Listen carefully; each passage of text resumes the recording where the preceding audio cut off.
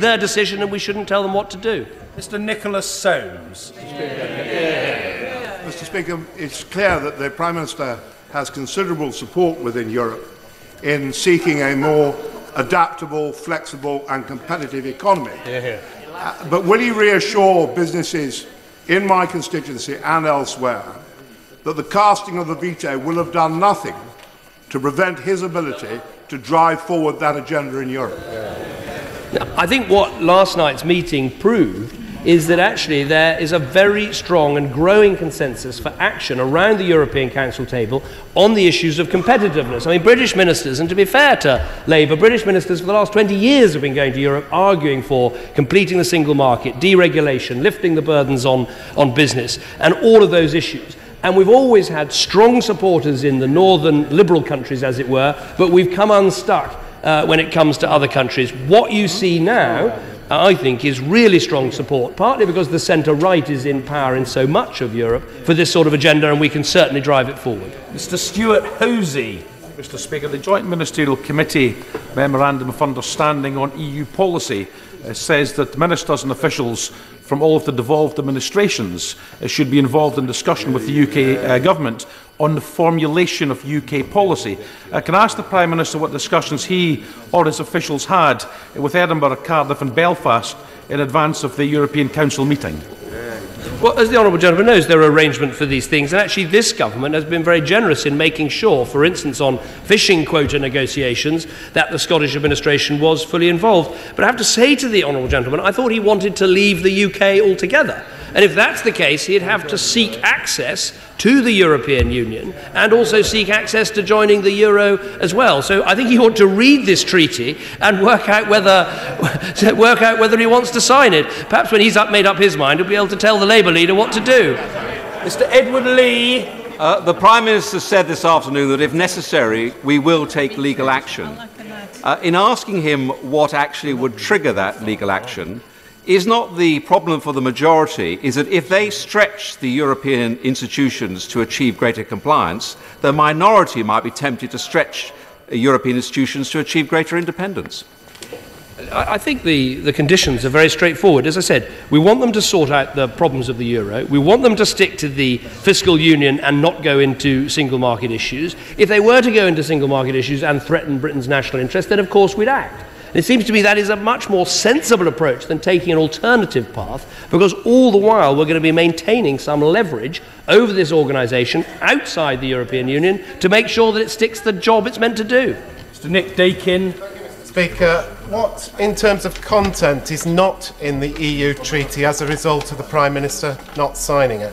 I don't know if he spotted this yet. There is not an EU treaty. Mr. John Barron. Mr. Speaker, the Prime Minister will be aware that the latest IAEA report on Iran contained no smoking gun whatsoever.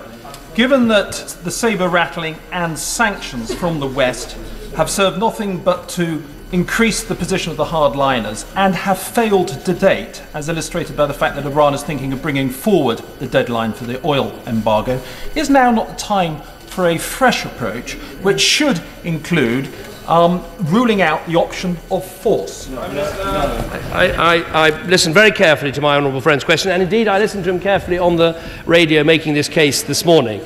I don't read the IEA report in the same way that he does, and I don't altogether trust Iran's motives in this area. But the easiest way for Iran to settle this issue is to open up and to show everybody just what it is doing. And if it is only pursuing nuclear power and it is not pursuing nuclear weaponry, then the world will be able to move on. But until those assurances are given, the world will not be able to move on, and that's why the tough action we're taking, which shows there are alternatives to military force. We want to make sure we really maximise the use of all those options before considering anything else. Mr. Wayne David. Bye.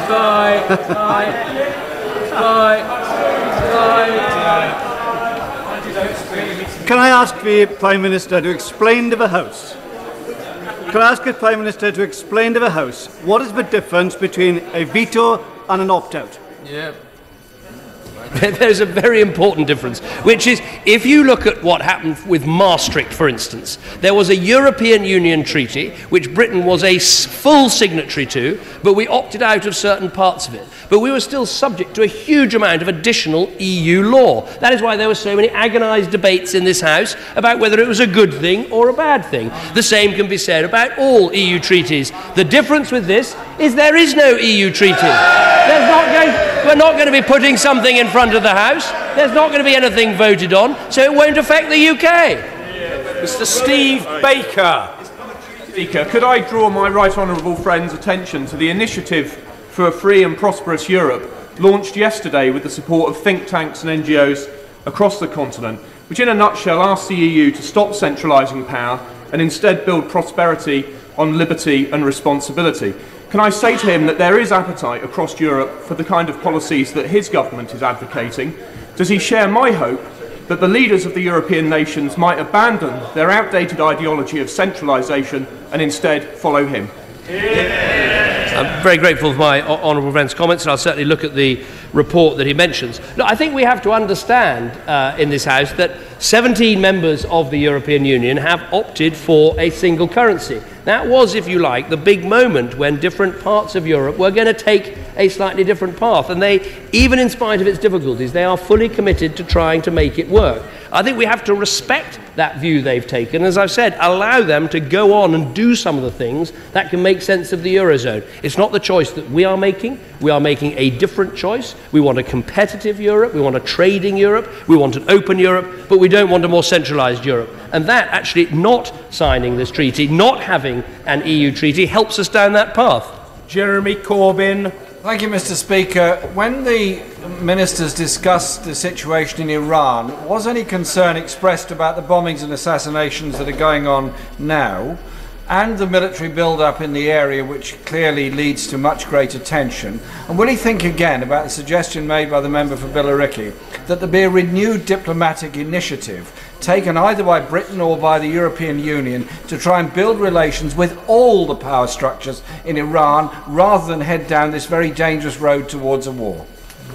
Well, I'm afraid I don't agree with the honourable gentleman for this, and I hope reasonable reason, which is the offer to Iran of a diplomatic relationship, of normal relations, has been offered. Indeed, it was offered many times by the Right Honourable Member Blackburn when he was Foreign Secretary. The fact is it did not move Iran off a path of trying to acquire all they need for nuclear weapons. So I think the path of sanctions, the path of travel bans and asset freezes and all the tough measures that we're taking right across the EU, I think is the right path. It's the right alternative to the alternatives I think he doesn't welcome, and hopefully it'll make the Iranian regime change its strategy.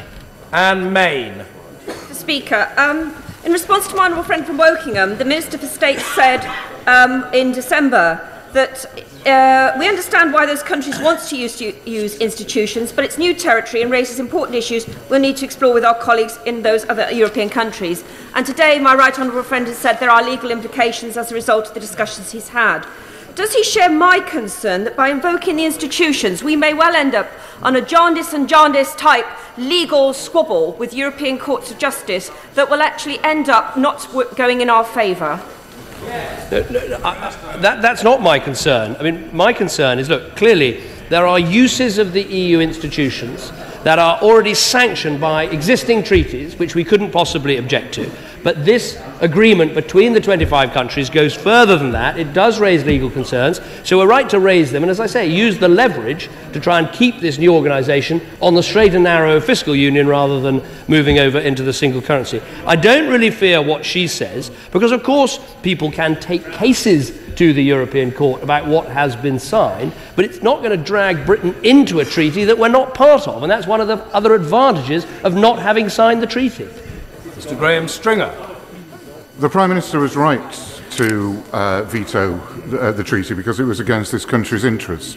The agreement that has been arrived at between the 25 countries, which is fundamentally deflationary and will not lead to growth, it will lead to mass unemployment across Europe, is also against this country's interests. Rather than reneging on his original commitment to stop the 25 using European institutions, shouldn't he be now using all the power of his office to stop them doing that? I mean, I would say gratefully to the honourable gentleman, at least we've at last got a clear Labour view. He clearly, like me, wouldn't sign the treaty and think Britain is better off outside the treaty. So there we are. That's the answer. Is that the Labour position? Just nod if you can. Just nod. Just nod. There we are. Right. Don't point. Nod. It's not much to us. 53 days they've had to make up their mind. Look, there are three options. There's yes, there's no, or there's I don't know, because I'm weak and indecisive. Jessica Lee. I welcome the reduction of regulations on SMEs as set out in this statement. Can my right honourable friend reassure the constituents of Erewash that the priority throughout negotiations is the protection of jobs and businesses in Britain? No, that is absolutely our priority. The more we can get the single market to work, the better it will be for British jobs, including in Derbyshire. And there is an important agenda here. It's not just getting the European Commission and Union to do things in terms of completing the single market. It's also trying to get them sometimes not to do things, to roll back some of the bureaucracy that has been placed on business that can cost jobs and mean extra regulation. Mr. William Bain. Thank you, Mr. Speaker. Figures released by the EU today reveal that 1 in 10 people in the EU is out of work, including 16 million people within the Eurozone. Why has the Prime Minister not been more vocal about an increased role for the European Central Bank, including the use of Eurobonds, to help restore confidence to the markets and increase levels of growth? I always think that it's the first sign of madness for politicians to say, do please go and read one of my speeches. But on this occasion, I'll make an exception. If he reads my speech to the Davos summit, it's exactly what I said, that you do need... Thank you very much. You're so charitable. On the issue of unemployment, I think he's absolutely right. There was a very good and strong discussion in the European Council, and I think it's really worthwhile looking at those examples of countries that particularly have lower youth unemployment than Britain. There are many countries with higher youth unemployment, and to see what lessons we can learn from them. Dr. Julian Lewis. Does the Prime Minister agree that the question of European bailouts would be much less likely to arise if different countries with different economies had different currencies? And will he therefore recommend this tried and tested model for the Eurozone countries? Look, what I'd say to my honourable friend, look, we have our own very strong view in this country that we should keep our own currency. By the way, that doesn't let us off the need for fiscal discipline, for proper monetary policy, for keeping inflation under control. It's not a free lunch, it's not a free ride. You have to take tough decisions. But clearly we've got to show some respect for the 17 Eurozone countries who want to make the euro work. There's no good wishing away what is there. The responsible thing to do is not to stand in their way when they're trying to put out the fire in their own house, but to make sure they do so in a way that doesn't threaten our national interest. That's exactly what I've done. Mr. Bill Esterson. I don't know whether the Prime Minister thinks he didn't sign a treaty or whether it was just an agreement. But isn't his real failure his commitment to austerity and his lack of a plan for jobs and growth either in the EU or in UK? In Europe, we have a plan for jobs and growth, which is called completing the single market.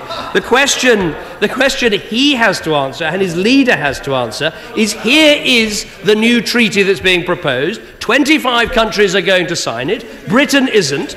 I don't care how bad the lasagna is. Some stage, the Shadow Chancellor and the Shadow Leader of the Opposition are going to have to make up their mind. Are you for it? Are you against it? Or are you weak and indecisive and you can't make up your mind? George Eustace. Thank you, Mr. Speaker. Like many others, I welcome the commitment to cut the burden of regulation. But does the Prime Minister agree that there could be some potential to revisit the way directives were transcribed into UK law in the past by the previous government of the party opposite? with a view to removing some of the gold plating that already exists that businesses complain about so much? I think my honourable friend makes a very good point. I think there are occasions when EU directives have been taken by government departments and implemented with more vigour than other parts of the European Union. We've tried to put a stop to that under this government. He says name one. I'll give you one. Horse passports. That was a good one. I don't think we eat horses in this country, but the last government in their wisdom decided every single one needed to have a passport. That's just one example for you. So I think in future we can make sure we only do what is absolutely necessary rather than gold plate. Jim Sheridan.